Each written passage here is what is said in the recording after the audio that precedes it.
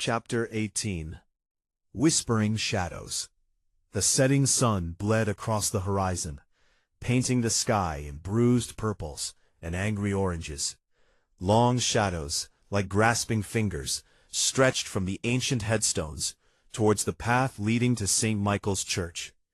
A chill deeper than the autumnal air clung to Emily, Anna, and Zoe as they approached. Preacher Francis stood sentinel near the gnarled oak that marked the edge of the graveyard, his weathered face etched with worry. The wind carried the scent of damp earth and something else, something acrid and unsettling, a metallic tang that caught in the back of Emily's throat. Her stomach churned with a knot of dread. Every step felt like a betrayal of common sense, yet the thought of Jake, alone and vulnerable, spurred her forward. He was down there, in the cavern beneath the church, a prisoner of the nightmare that stalked their town. As they neared the heavy oak doors of the church, Emily held up a hand. Wait, something's not right. The silence was too complete, broken only by the rustle of leaves that seemed to mock their presence. It felt staged, as if the very air held its breath, waiting. "We don't have time to be cautious," Anna said, her voice tight with urgency, glancing towards the silhouette of Preacher Francis, who remained unmoving. "Jake needs us." Anna, older and more pragmatic, always sought the quickest path to a solution, a trait forged in the crucible of their difficult lives. Zoe, her eyes wide and darting, clutched a makeshift weapon, a heavy iron candlestick she'd grabbed from the church vestry, its tarnished brass glinting faintly in the dying light. "Let's just get him out of there." Her usual bold determination was frayed at the edges, replaced by a nervous energy that vibrated in her hands. Emily took a deep breath, forcing down the rising tide of fear that threatened to overwhelm her. The metallic scent, stronger now, hinted at something terrible within. "All right, but stay close. Trust your instincts."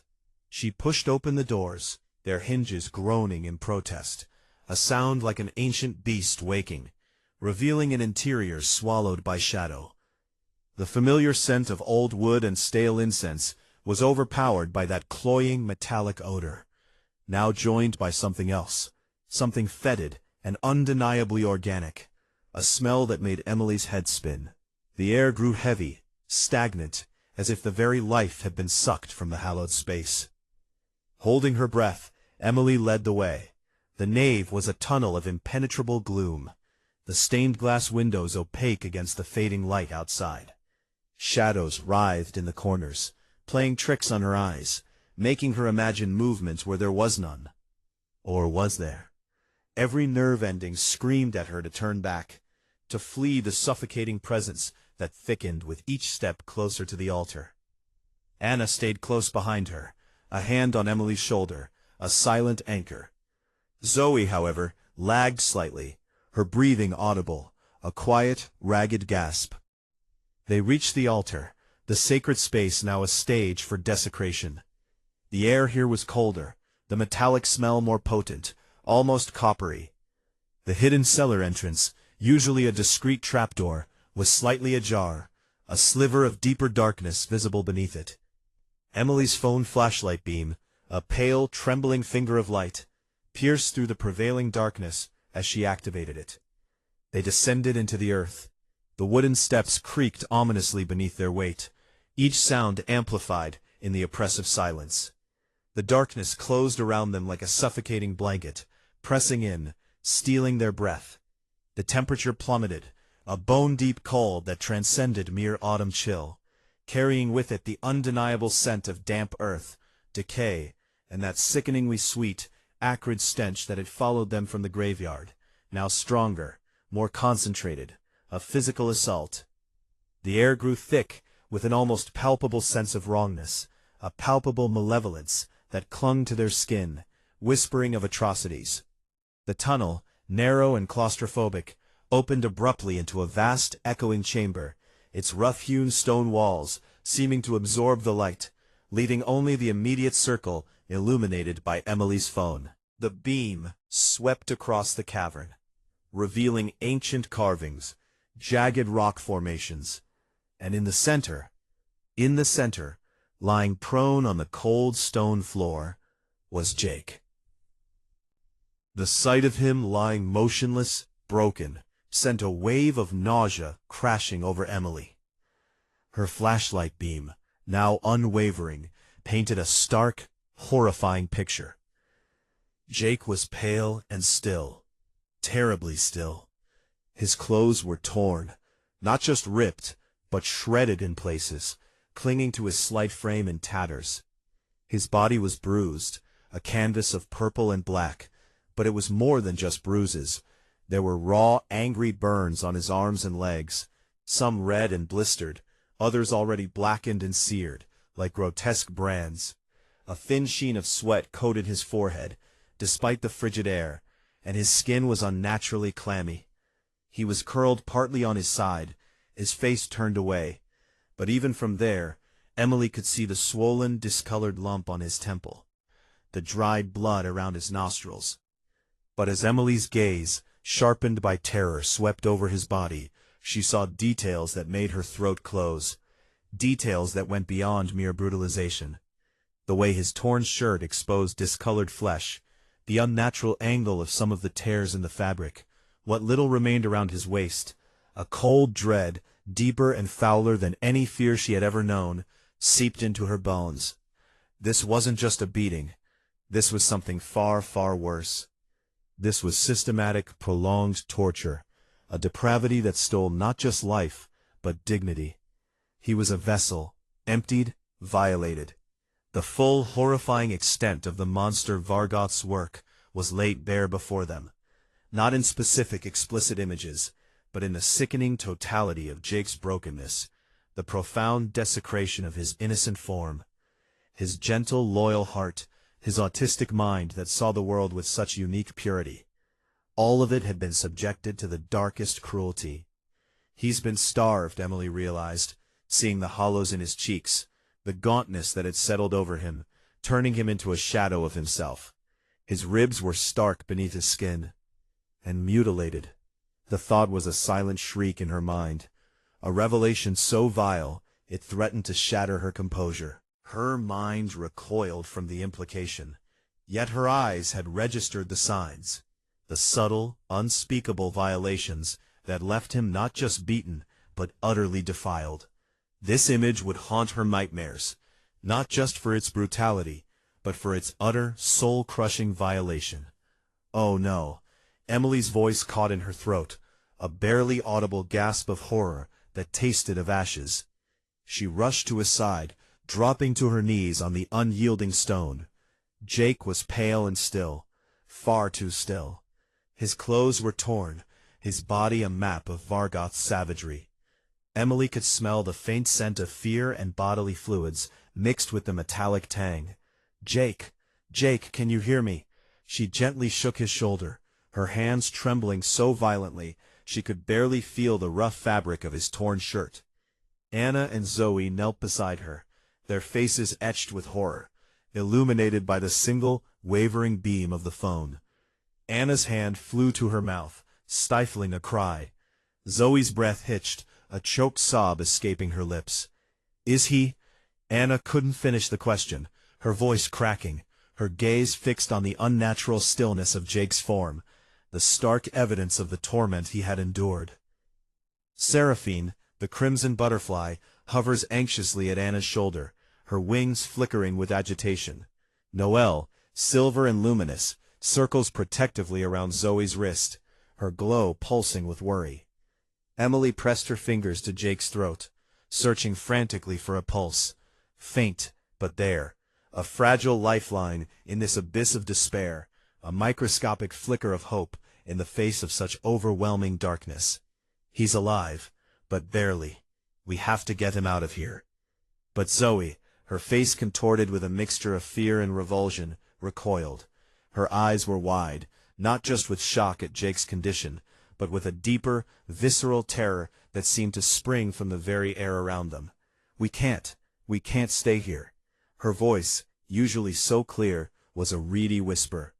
Seraphine's voice, low and resolute, fills Anna's mind. "Do not falter. Jake needs you. He is the reason you fight."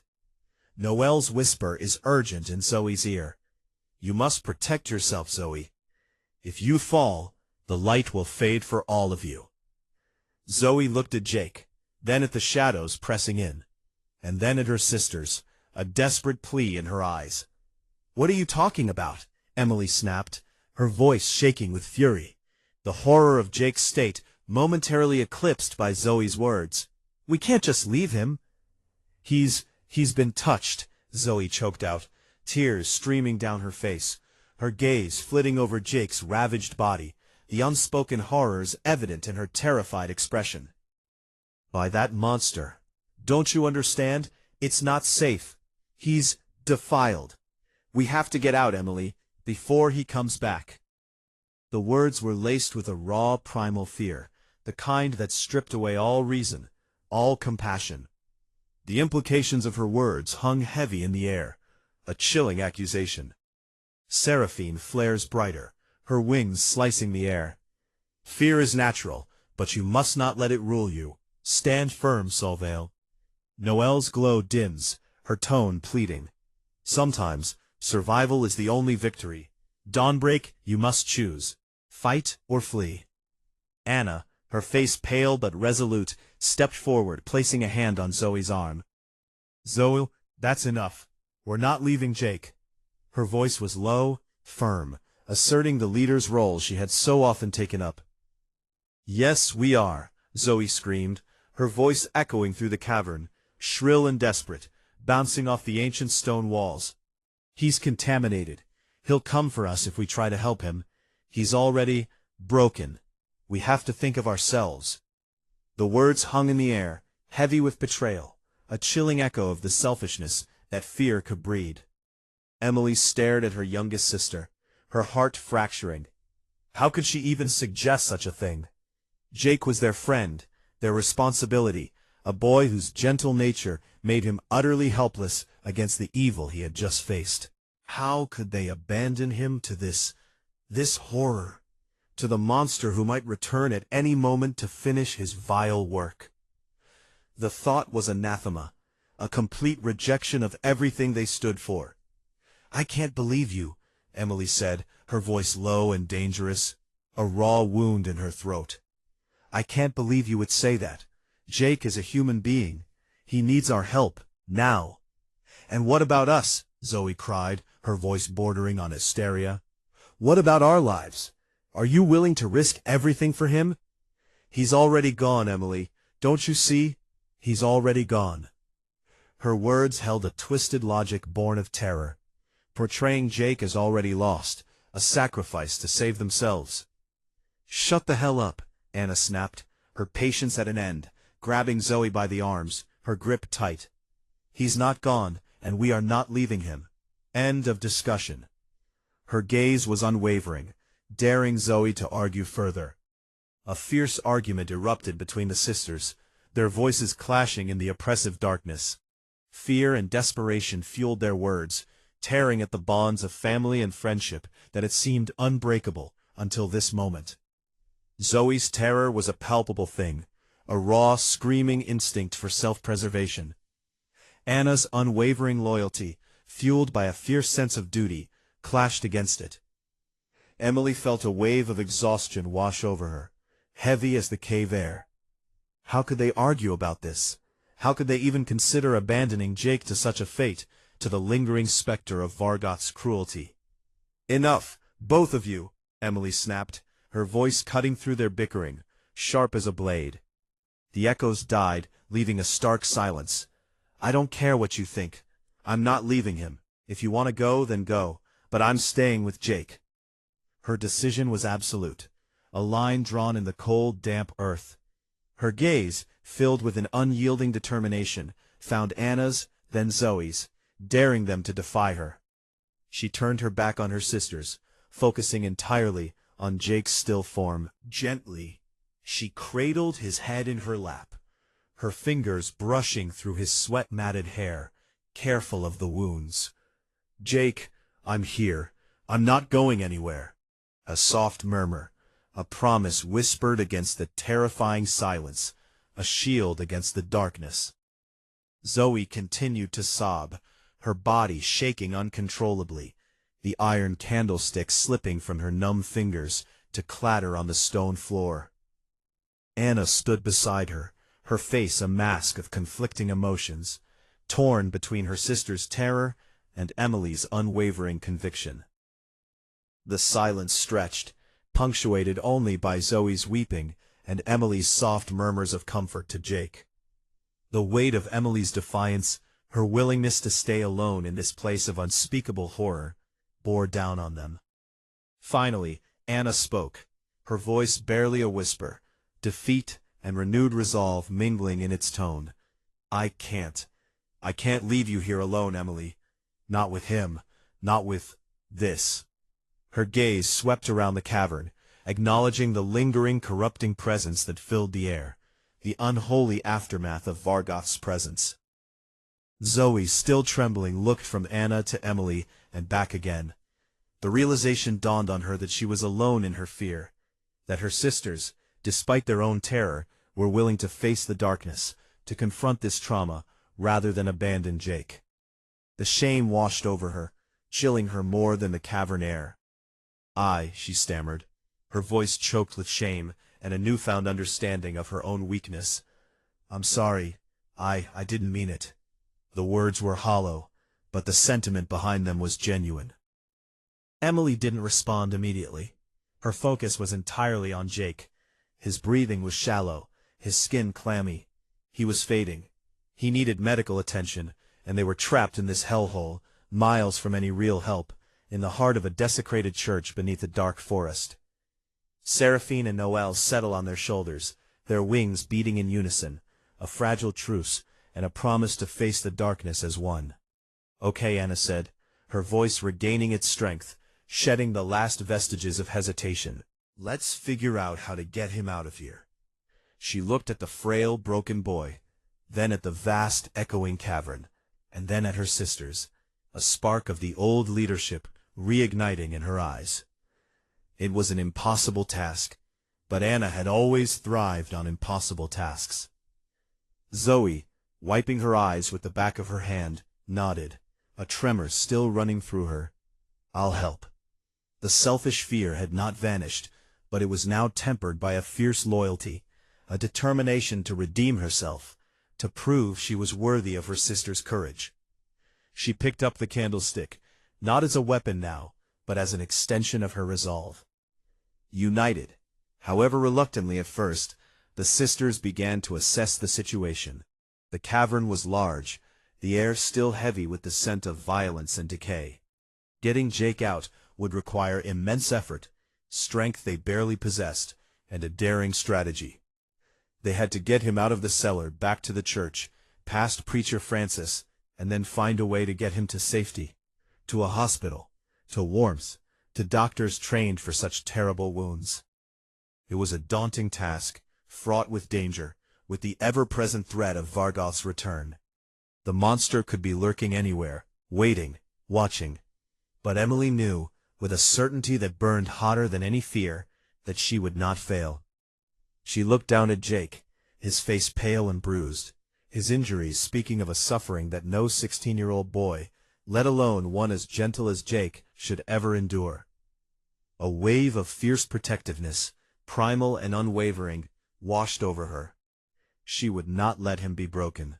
She would not let him be forgotten, or tossed aside as contaminated.